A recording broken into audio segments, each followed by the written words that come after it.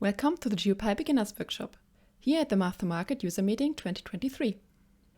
I am Janine Hilden, and I will show you how to enhance your productivity with customized and automated GeoDict workflows. I studied applied mathematics at the University in Trier, Germany, and since 2018 I have been working as an application engineer at Math2Market. I work on projects, write user guides and tutorials, and I do trainings like this workshop. The goal is that after attending this workshop, that you will be able to record and play back macros with GeoDict in order to automate common and repetitive tasks.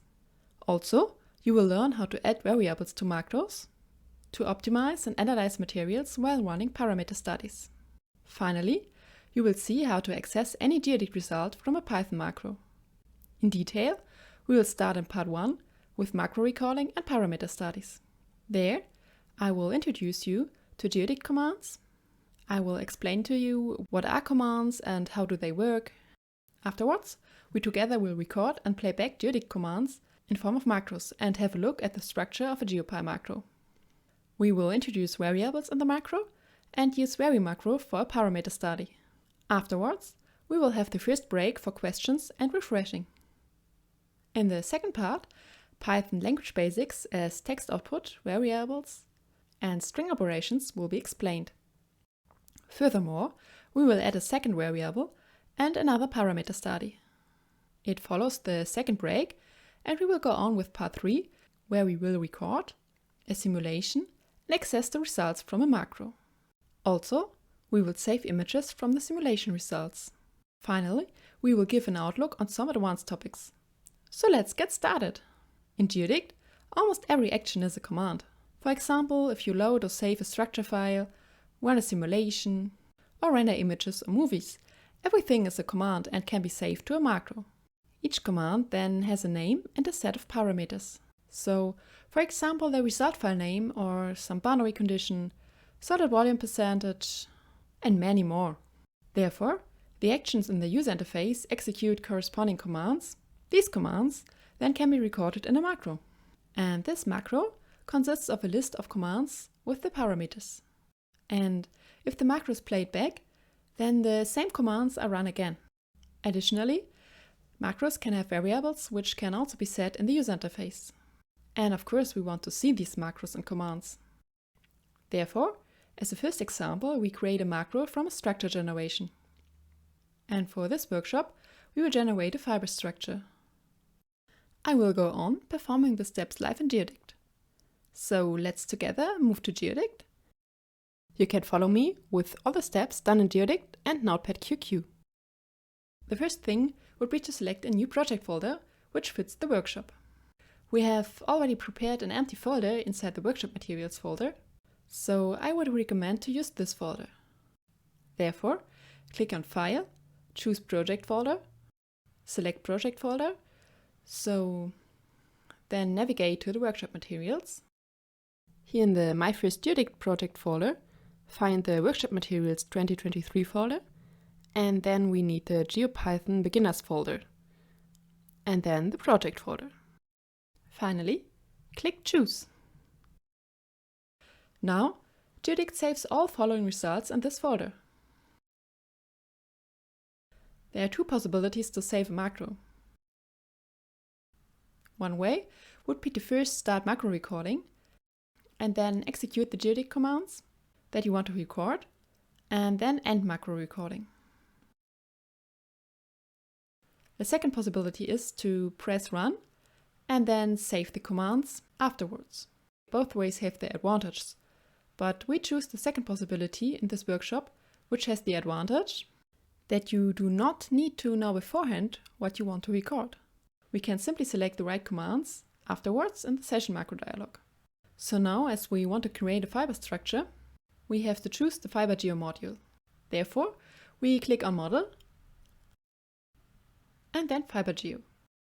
Now, Fiber Geo should be displayed in the Module section here in the bottom left of GeoDict.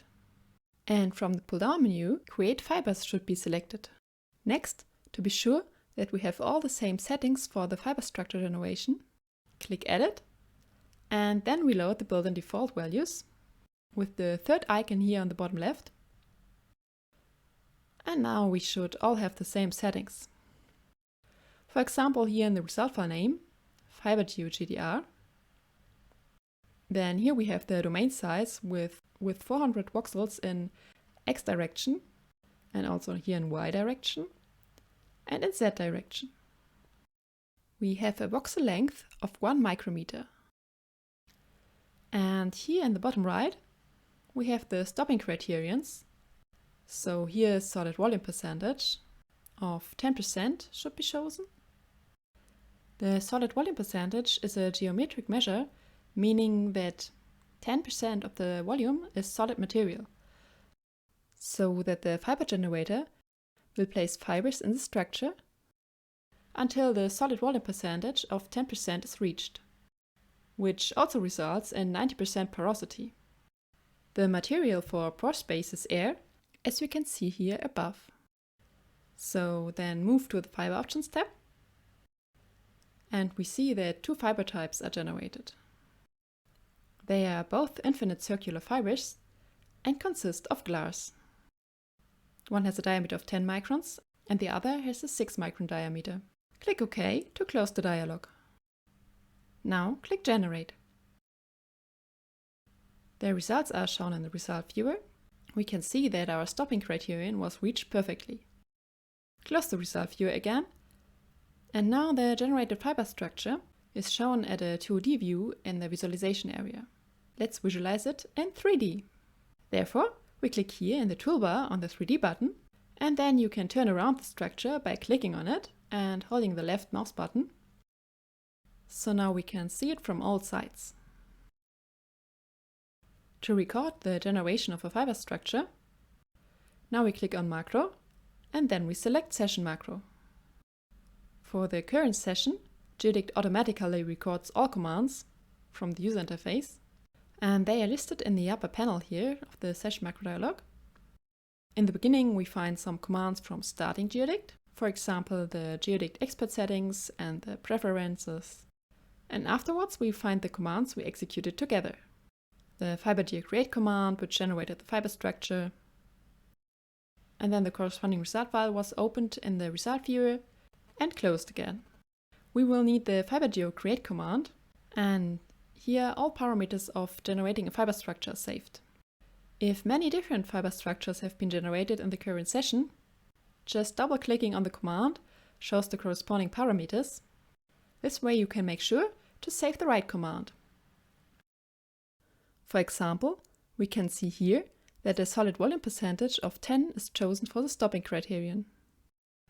To save the command, we highlight it by clicking on it, and then we click on the single arrow here, and then the command will appear here in the bottom panel.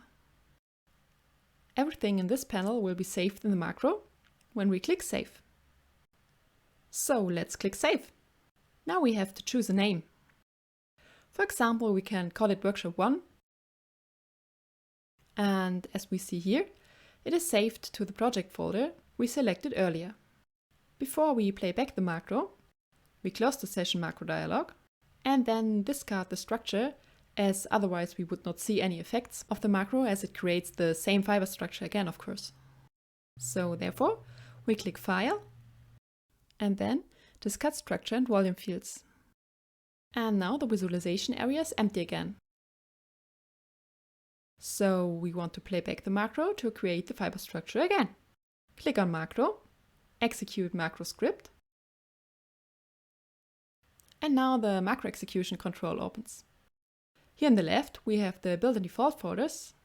In the first folder you can find many helpful GeoPy tutorials and scripting examples, which can help getting started with GeoPy. In the second folder, find the GeoApps, also to be found from the menu bar on the GeoApp. In the My GeoApp folder, you can place your own GeoApps, which you maybe create with the Python skills you learn in this workshop. Afterwards follows the Session Macro folder. Here, for every GeoDict session, a macro is saved automatically. This macro contains all commands executed in the corresponding session.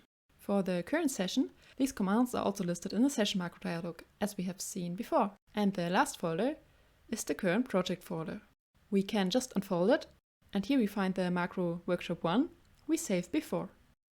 So if you highlight it here, on the right, we can see all the commands that can be found in this macro. This is a helpful preview panel. In this case, of course, we only see the FiberGeoCreate command, as it was the only recorded command. To play back the macro, we simply click Run here on the right side of the dialog, and then the file FiberGeoGDR already exists in our project folder, as we created it earlier, so we can simply click Overwrite here, as we only repeat the same fiber structure generation. Now we see the same structure is generated again. Next thing we will do is having a look at the structure of a Python macro. Therefore, go back to the macro execution control, highlight workshop 1, and click Edit. The macro then is opened in the default text editor, which on the cloud machine is Notepad++. Under Windows, it is usually Notepad++. Of course, it can be changed anytime to a desired text editor. Now we see here that the macro file starts with a prologue, which has 3 parts. First, there is the header, which contains information about the used GeoDict release, which is of course 2023, the revision, the build date of the revision, the creation time of the macro, who recorded the macro, and on which platform it was created. Afterwards, we have a description, and by default it gives only some information that is also contained in the header, but this description is displayed in the macro execution control. So if you go to the macro execution control, here in the description panel, the same description we find in the macro is displayed here. But we can change it, of course, to anything we want. Usually it is a good place to describe what the macro does. This way, if you recorded and edited the macro with a good description, you can give it to your colleagues and they can use it without ever looking into the Python code. For example, you can simply add this macro generates a fiber structure. And if we then click on Save and go back to the macro execution control, we only have to click here Refresh, and then the new description is displayed in the description panel. Back to the editor, and here after the description, we find the variables block. This section creates a custom user interface accessible in the macro execution control, as we will see soon. By default, it is always a commented out example of the solid volume percentage, because the solid volume percentage is a part of many structure generators in GeoDict. This variables block then consists of a name, which is used inside the macro, the label, which will be seen in the user interface, a type, so for example it could be double, which would be a floating point number, or an integer, or a string, even a table or combo box are possible. After the type follows the unit, which also will be displayed in the user interface, a tooltip, which can be seen when hovering over the label in the user interface, a built-in default value, and a check. So the solid volume percentage, for example, should be at least 0 and maximum 100, which makes sense when it has to be given in percent. The last 4 values are optional for most types.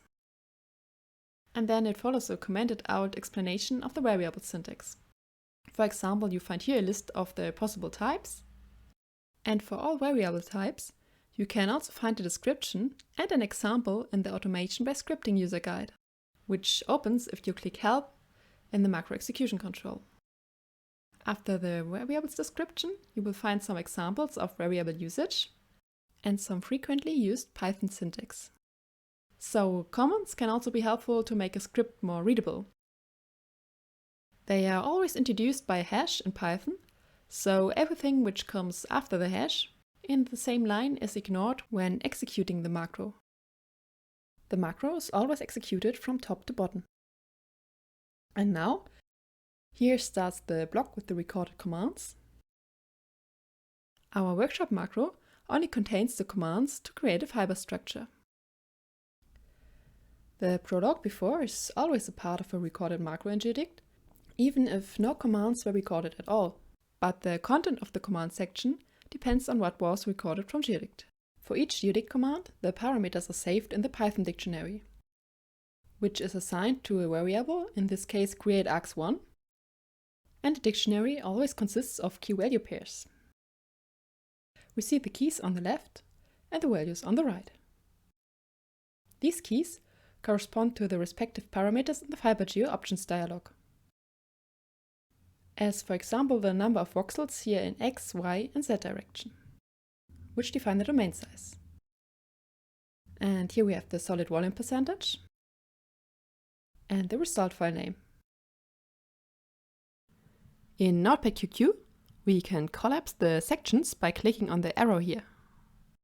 You can also collapse the whole domain or the whole command dictionary.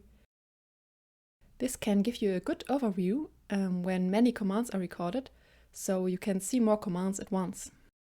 In the first line of the dictionary, now follows the actual command, the GD run CMD, which stands for run command.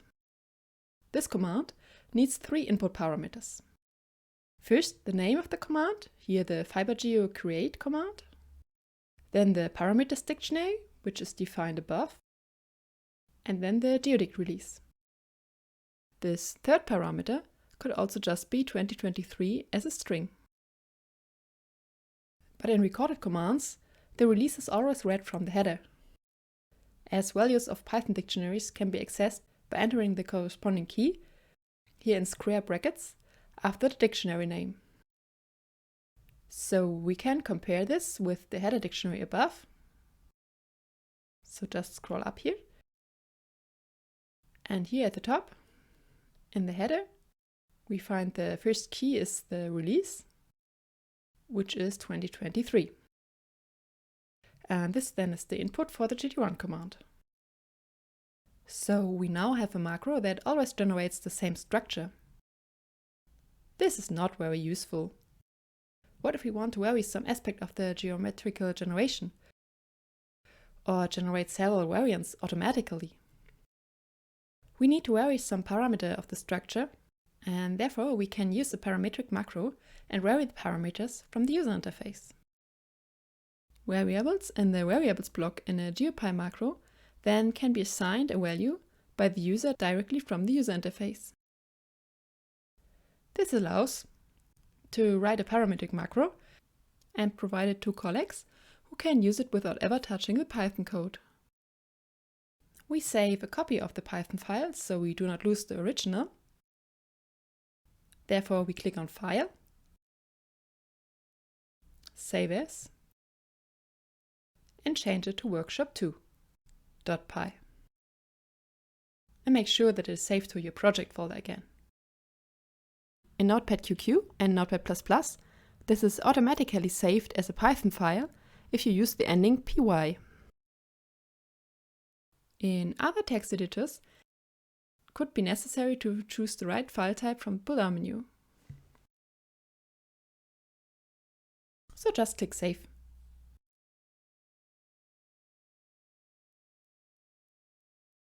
And now in the Variables section, we change the number of variables from 0 to 1. Then we uncomment all the orange lines by removing the hashes.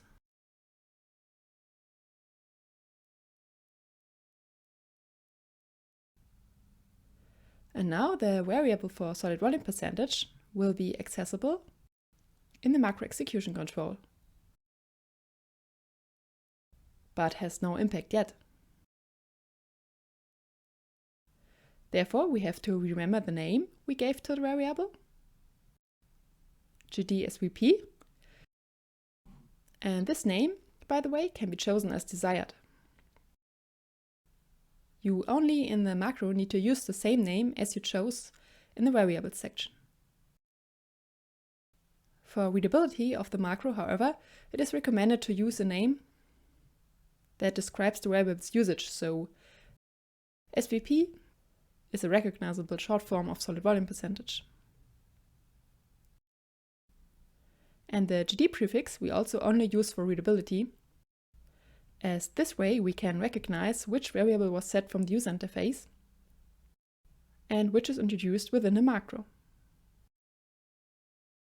Back to giving the variable some impact. Therefore, scroll down to the Createx Run dictionary, and there in the parameters we look for the line with the key solid volume percentage.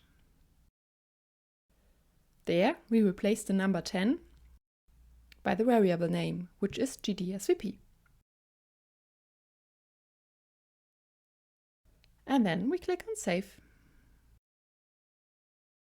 This way we use a floating point variable with the name GDSVP and the parameters for FiberGeoCreate, allowing us to change this value from the macro execution control. Now go back to the GeoDict user interface, and here, above the visualization area, we click on the Statistics tab and then unfold the pull-down menu. And here we can see the volume percentage for all the materials in our structure. For glass, 10% is given, which was the value for the key solid volume percentage. But we will change that now. We open the macro execution control again, either from the taskbar or by clicking macro, execute macro script. If you did not close it in between, you have to click refresh to make workshop 2 appear. As you can see, while workshop 1 is still highlighted, the parameters button on the right is grayed out. But as soon as we highlight workshop 2, this button becomes available as we introduced a variable. It allows us to define a value and run the macro using the given value. Click Parameters and a new dialog box appears.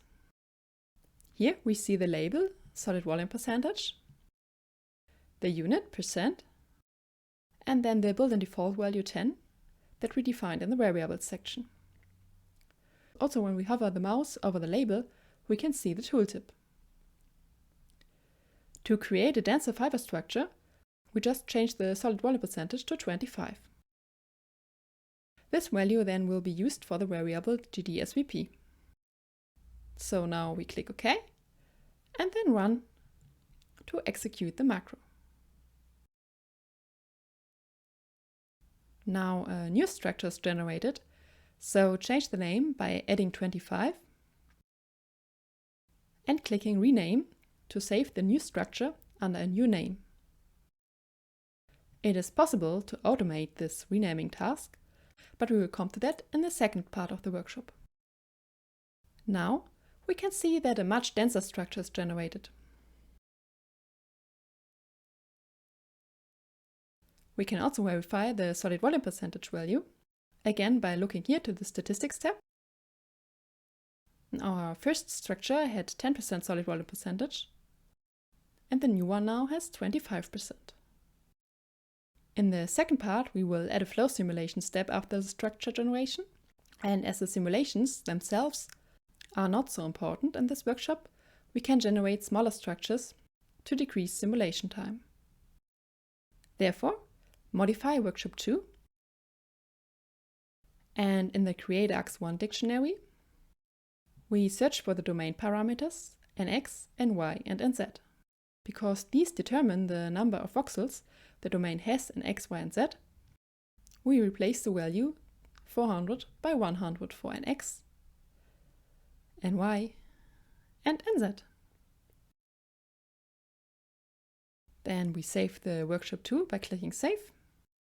This, of course, is not a representative cutout anymore, but to decrease the simulation time in this workshop, it is reasonable, as we are more interested in how to automate than in the result itself. The next step would be a parameter study. Now we can see the benefits of adding a parameter to the macro earlier. We can vary its value automatically. Back to the macro execution control again. Then here above the command preview, select Vary instead of Fixed. And if we then click on parameters, we can enter a value list instead of only one value. For example, enter 10, 40, 70. For the solid volume percentage, the values must be separated by commas. The macro then will be executed 3 times, once for each value. For multiple variables, you can have the given values vary in parallel, or even run all combinations, which would be the cross product. We will see that in the second part when we add a second variable. So for now, we click OK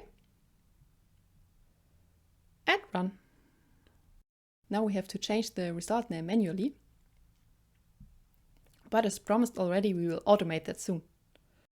So here, add 10 for the first one, then the second one would be 40, and the last one would be 70. So back to the GeoDict visualization area. Here we can see the last generated structure with 70% solid volume percentage. This is very dense compared to the previous structures. Again, we can validate the solid volume percentage in the statistics tab here. And if you want to see the results from the whole parameter study, we can open the project folder by clicking File, choose Project Folder, and Open Project Folder. Now the project folder is opened, and here we can find all the result files and result folders, and of course the 2 macros we generated in this workshop.